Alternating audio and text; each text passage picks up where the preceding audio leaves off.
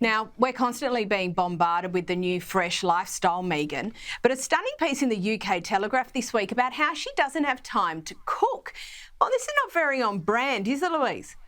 No, it's not very on brand, but maybe it's another example of optics over authenticity for Meghan. So this is her podcast, The Confessions of a Female Founder.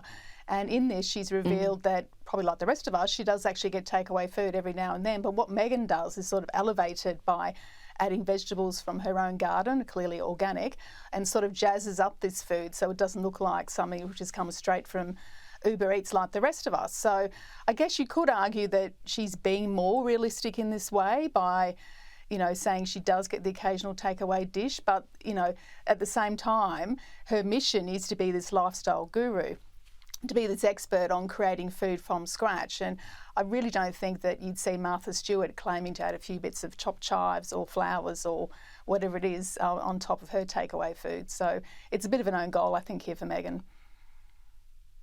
I think so, and I think, most of us when we're ordering takeaways because we're under time pressure, when I order takeaway, I never think about elevating it. It is literally the furthest thing from my mind if I am going to eat takeaway.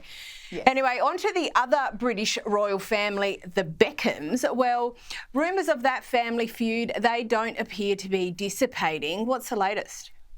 So, yes, this feud, the nucleus is meant to be a butting of heads between Brooklyn Beckham's mother, Victoria, and his wife, Nicola Peltz, of course, and they're both very strong-willed, and it's a very emotional situation which culminated in Brooklyn and his wife abandoning all of David Beckham's 50th birthday celebrations, which is really very sad because this is a family which their brand is a very tight unit, and I also think is legitimate as well. I mean, the kids and the mum and dad are always being photographed together and doing lots of events together, and there's a real authenticity there.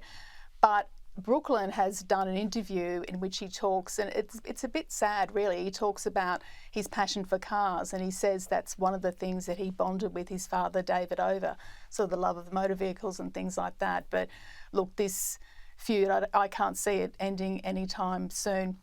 On that note, I will add that I did see a story this week as well about how Harry and Meghan apparently are counselling Brooklyn and his wife in California because they've clearly been through a similar thing. But I think, children need to respect their parents and perhaps make the first overture in making things up. And I think the ball is very much in Brooklyn's court here.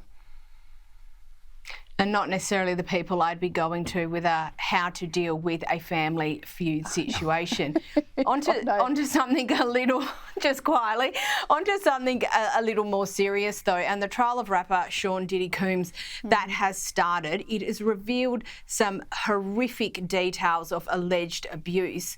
Now, this situation, I have a feeling, is going to go from bad to worse, but what has recently been revealed in the testimony?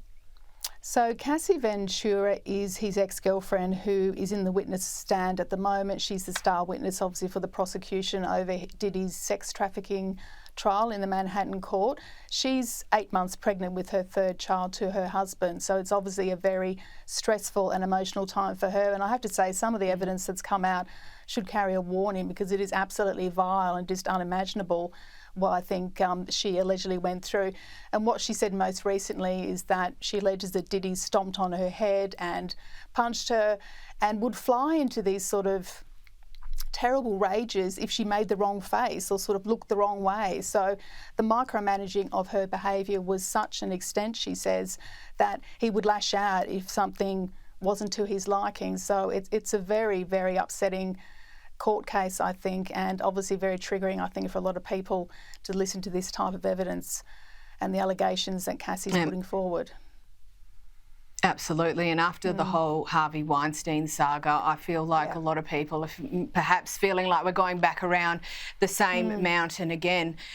Onto the Cannes Film Festival, and it's recently changed its dress guidelines to ban nudity. So what's the background to that, and has anyone come a cropper yet? Well, yes, there'll be plenty of stars, I think, who will come a cropper over the next few days if they don't listen to these rules. So the dress code at Cannes has been very much tightened. So they're saying no full nudity, but I think what they mean is any kind of nudity at all. And also any of those, those massive trains that actresses and, Z-list wannabes, I guess, they sort of trail up the red carpet, and it causes such a chaos because the dress has got to be puffed up for the photographs and then has to be basically packed away. And so it causes a huge log jam in this sort of blistering French or, south of France sunshine. So it is a problem for the celebrities whose makeup's probably dripping from their faces at this point. But it's also an issue when you're in the aisles inside the actual theatre because nobody can move because the dresses are blocking everyone's access point as well. So Halle Berry has come a cropper because she had a dress in mind which had one of these massive trains on it, and she said, well, I had to pick something else. So she was photographed yesterday in quite a nice demure, I was pleased to see, sort of black and white striped halter neck number, which was a bit of a contrast to what she wore to the Met Gala in New York recently, which I thought looked like she was wearing gaffer tape. I thought it was absolutely horrific. And she's a very attractive woman, and I don't feel needs to sort of dress in, like something out of Cher in the 1980s. But she's obviously taken the memo. She will stick to the rule because she's on the jury, of course. Yeah, and fair enough, and you would absolutely expect that. And look, and to be honest, I actually have no issue with these sorts of rules being in place. I mean, when we watch from the television, you obviously don't see that sort of chaos there on the ground with all this fabric everywhere. Yeah, that's right. But you can understand they're on a schedule and they've got to get on with it. Absolutely. That's right. Louise Roberts, thank you so much for your time. Good to see you.